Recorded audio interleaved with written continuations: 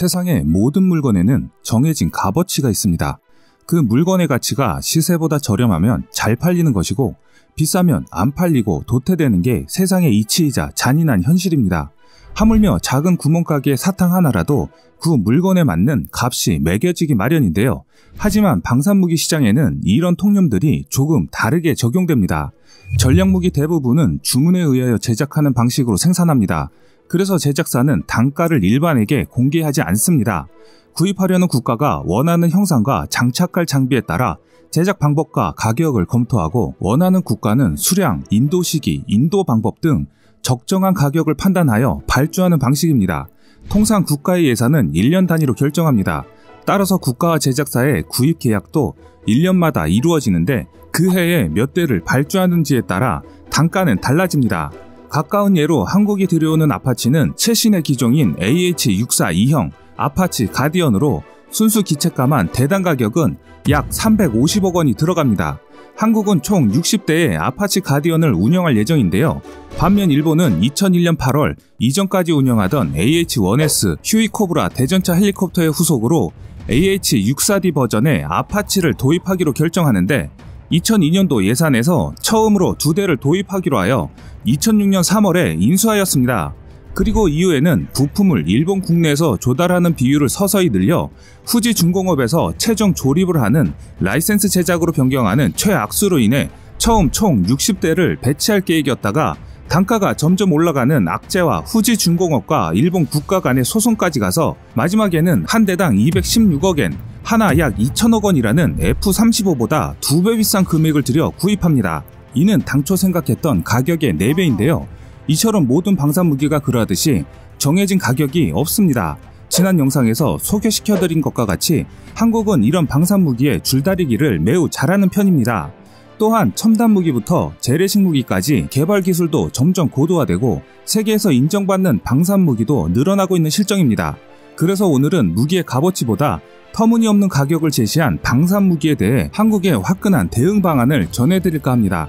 함정의 계함방공에 사용하는 무기체계로 다른 방공 시스템이 요격에 실패했을 때를 대비한 최후의 근거리 방어수단이 시위즈입니다. 근접방어체계, 클로즈인 웨폰 시스템으로 통칭 시위즈라고 불립니다. 현대 해군 수상함이 직면한 주요 위협 중 하나인 대함 유도탄에 대한 대항 수단으로 다른 모든 방어 수단들이 실패했을 때 함정의 최후 방어 수단입니다. 아울러 함포의 화망을 돌파한 고속정이나 테러용 단정 같은 소형 수상 목표물의 대응에도 활용되기도 하는데요. 주로 기관포를 써서 날아오는 미사일을 요격하는 형식인데 현재는 러시아의 카시탄이나 팔마와 같이 30mm 게틀링과 함대공 미사일을 혼합한 시스템도 등장하고 있습니다. 과거 옛날 전함들이 다수의 대공포를 활용했던 전술과 비슷하게 전투함 주위에 화망을 형성해 보호할 때도 있지만 시위즈는 컴퓨터 및 레이저 조준으로 무기를 관제해서 미사일의 예상 궤도를 쫓아 사격하기 때문에 방어 성공률이 기존의 탄막을 치던 방식보다 훨씬 높습니다. 게다가 적성 물체에 대해선 독립적 자동으로 반응하게 할 수도 있으며 고속정이나 자폭 테러용 고무보트에 대처하는 것에도 효과적입니다. 그렇기 때문에 종말 단계의 방어 시스템은 매우 중요합니다. 시위즈가 바로 그런 종말 단계의 최후의 마지막 보루이기 때문인데요. 대한민국 해군은 서방제 시위즈 중 하나인 네덜란드 시그널사의 SGE-30 골키퍼와 미국 레이시온이 개발한 펠렁스를 주로 사용하고 있습니다. 대표적인 근접방어 무기체계인 두 기종인 골키퍼와 펠렁스를 많은 국가들이 운영하고 있습니다. 우선 골키퍼는 말 그대로 축구의 골키퍼처럼 잘 막으라는 뜻을 가졌으며 네덜란드가 개발했습니다. 골키퍼는 펠렁스 대비 위력면에서 확실한 우위를 점하고 있는데요. 골키퍼는 30mm 게틀링을 장착하고 있는데 사실 이 물건이 미국에서 냉전 당시 구소련 전차들의 뚜껑 따는 용도로 준비했던 A-10 공격기가 탑재하고 있던 GAU-8 어벤저 기관포입니다. 좌측이 A-10, 우측이 시위즈에 탑재된 GAU-8 어벤저 기관포입니다. GAU-8 어벤저 기관포는 30mm 구경 7총열 게틀링포에 높이 6.2m, 중량 9,902kg의 육중한 몸체를 가지고 있고 발사속도는 초당 70발로 분당 4,200발을 발사합니다. 탄환수는 1,190발이며 최대 유효사거리는 2,000m입니다. 일단 기관포 크기에서부터 감이 잡히실 것 같은데요.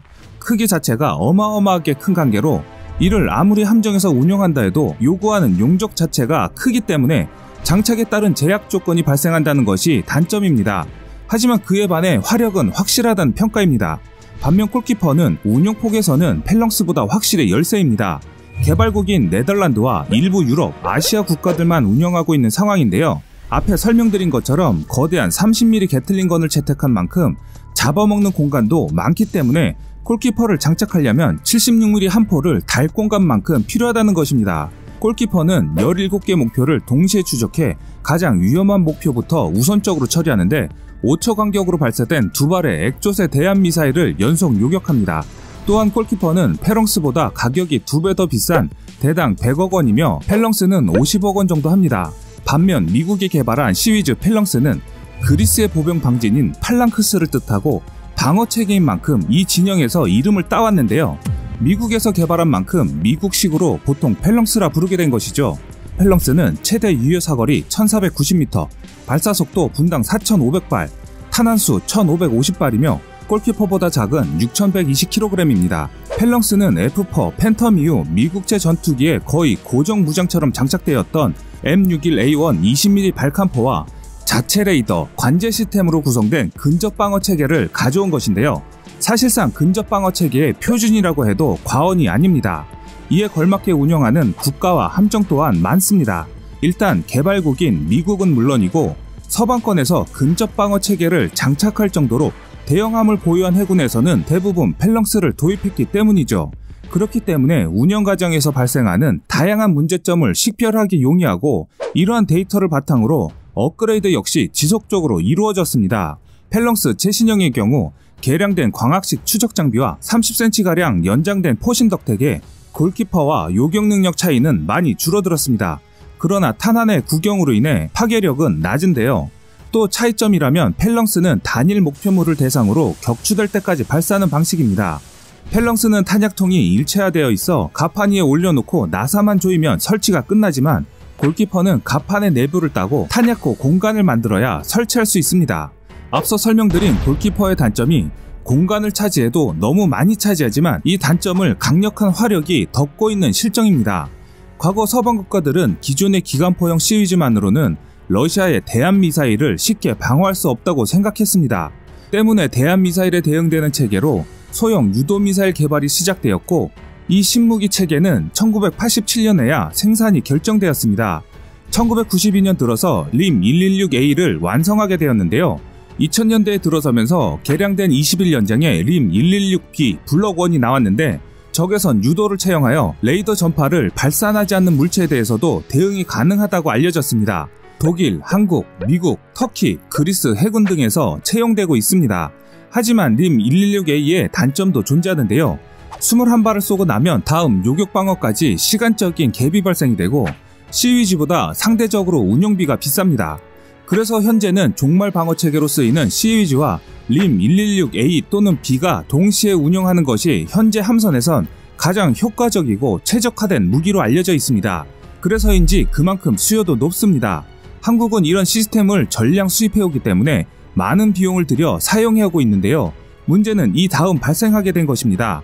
미국과 미국의 동맹국 전투함들에 탑재된 펠렁스에 비해 수요자가 유럽, 남미, 중동 일부 국가와 한국뿐인 골키퍼는 규모의 경제를 실현하지 못해 결국 추가적인 개량이 요원해지게 됐습니다.